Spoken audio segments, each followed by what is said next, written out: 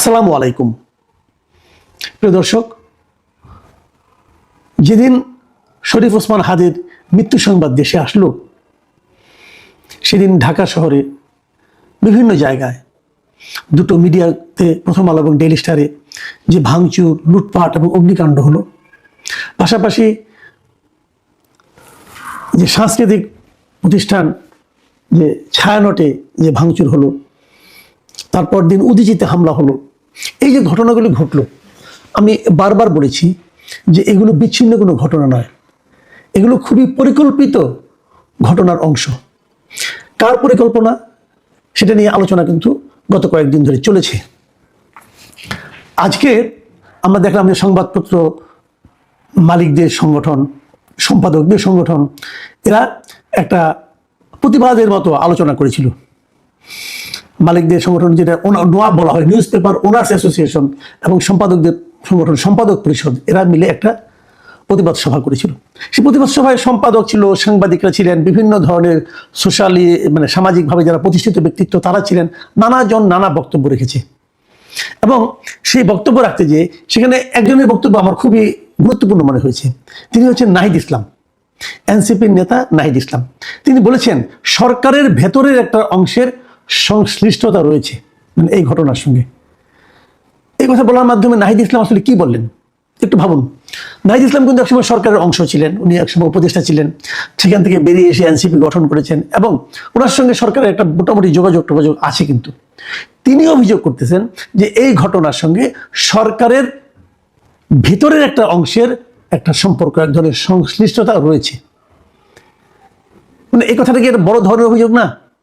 যে সরকার যার উপর সমস্ত নিরাপত্তার দায় দায়িত্ব দিয়ে আমরা নিশ্চিন্ত হতে চাই, সেই সরকারেরই একটা অংশ এই ধরনের অঘটন ঘটাচ্ছে।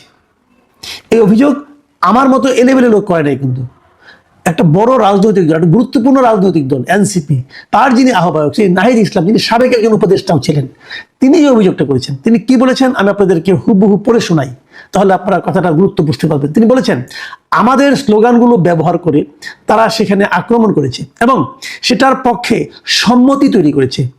এই ঘটনার পরে আমরা বলেছি যে সরকারের ভেতরের একটা অংশের এখানে সংশ্লিষ্টতা রয়েছে।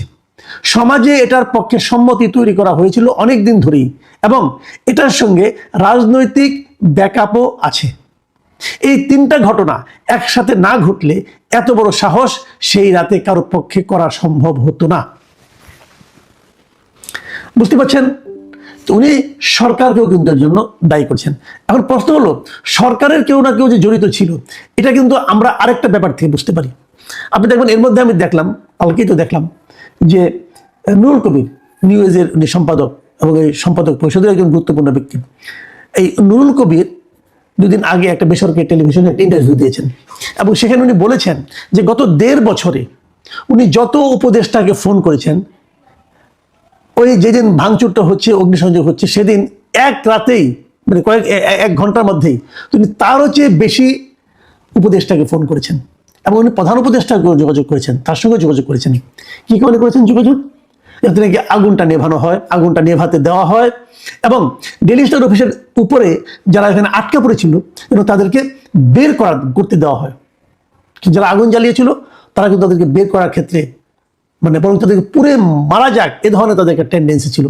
এত ভয়ঙ্কর নাশকতার পরিকল্পনা আর কখনো হতে পারে না। নুরুল কবিরের কথায় বোঝা যায় যে এত উপদেষ্টাকে ফোন করা সত্ত্বেও কোনো সাহায্য কিন্তু আসেনি। কেন আসেনি? কেউ কে আসতে বাধা দিয়েছিল, কেউ কে আসতে না করেছিল? তাহলে এটা ঘটলো কিভাবে? কারা তারা? তাদেরকে চিহ্নিত করার কোনো প্রক্রিয়া কি শুরু হয়েছে? আমরা দেখেছি এর মধ্যে প্রথম আলোর পক্ষ থেকে একটা মামলা করা হয়েছে, প্রায় 400-500 জনকে আসামি করে তারা মামলা করেছে। বেশ কয়েকজনকে ধরাও হয়েছে। একজনকে দেখলাম যে তার কাছ থেকে লুট করা প্রায় 50 কোটি টাকা, 50,000 টাকা উদ্ধার করা হয়েছে এবং সে কিছু টাকা দিয়ে টিভি কিনেছিল, ফ্রিজ কিনেছিল, সেগুলো উদ্ধার করা হয়েছে। এগুলো ভালো, আমি এগুলিকে খারাপ বলছি না। লোকগুলিকে ধরা হচ্ছে, ভিডিও ফুটেজ দেখে ধরা হচ্ছে, এগুলি ভালো, কোনো সমস্যা নাই। কিন্তু এদেরকে ধরে আপনি কি করবেন? এদেরকে ধরার একটা সুবিধা হলো ফার্দার এরা এখানে আসবে না। কিন্তু যদি এরা পেশাদার চোর হয়, এরা তো চোর আসলে, এরা কিন্তু কোনো আদর্শের জন্য যায়নি, এরা চুরি করতে গিয়েছিল। একদম ক্লিয়ার এন্ড সিম্পল। তারা ওখানে চুরি করতে গিয়েছিল। যে লোকগুলি যে আপনি ওই রাত্রে কোনো ভিডিও ফুটেজ আপনার কাছে থাকে, সোশ্যাল মিডিয়া আছে, আপনি যে কোনো একটা ভিডিও ফুটেজ ধরে আপনি দেখবেন, যে লোকটাকেই পাবেন আপনি নিশ্চিত জানবেন সে একটা চোর, দাগি চোর। সেখানে চুরি করতে গিয়েছিল, ওর কোনো আদর্শ নাই, ও চোর এবং একটা লেবাস পরে গিয়েছিল এখানে একটা, এবং একটা স্লোগান দিয়েছিল, ওই যেটা নাকি নাহিদ ইসলাম বলেছেন যে আমাদের স্লোগান দিয়ে এই কাজগুলো তারা করেছে। তো তাদেরকে ধরেন, কোনো সমস্যা নাই।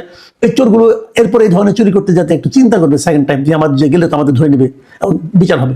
কিন্তু আমার প্রশ্ন হলো, এই চোরগুলোকে উৎসাহটা কে দিয়েছিল? এই চোরগুলোকে কে পাঠিয়েছিল? সেটা কি দেখা দরকার না? যদি সেই লোকটাকে ধরতে না পারেন, যদি সেই লোকগুলিকে আইডেন্টিফাই করতে না পারেন, তো আগামীতে তো আবার একটা অঘটন ঘটবে, আগামীতে আবার যাবে। সেগুলো কারা হবে? আমরা একটা অদ্ভুত একটা সরকারকে দায়িত্ব দিয়েছি, তারা যে কি করছে, তাদের মধ্যে কে কি বলছে, তারা সেটা শুনেও না, বোঝেও না, কিছু মনেও করে না। আরেকটা কথা বলি, যে কথাটা একটু গুরুত্বপূর্ণ। সে কথাটা হলো, আমরা জানতে পেরেছি, শুনেছি আর কি, যতটুকু জেনেছি,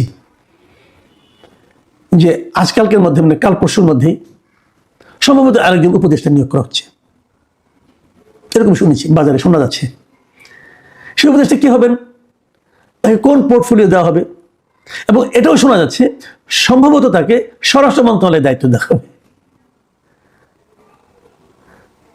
তাহলে কি, হ্যাঁ, আমাদের বর্তমানে স্বরাষ্ট্র মন্ত্রণালয়ের যিনি দায়িত্ব উপদেষ্টা আছেন লেফটেন্যান্ট জেনারেল জাহাঙ্গীর আলম চৌধুরী, উনি ব্যর্থ হয়েছে, কোনো সন্দেহ নাই, এতে কোনো সন্দেহ নাই, উনি চূড়ান্তভাবে ব্যর্থ হয়েছেন।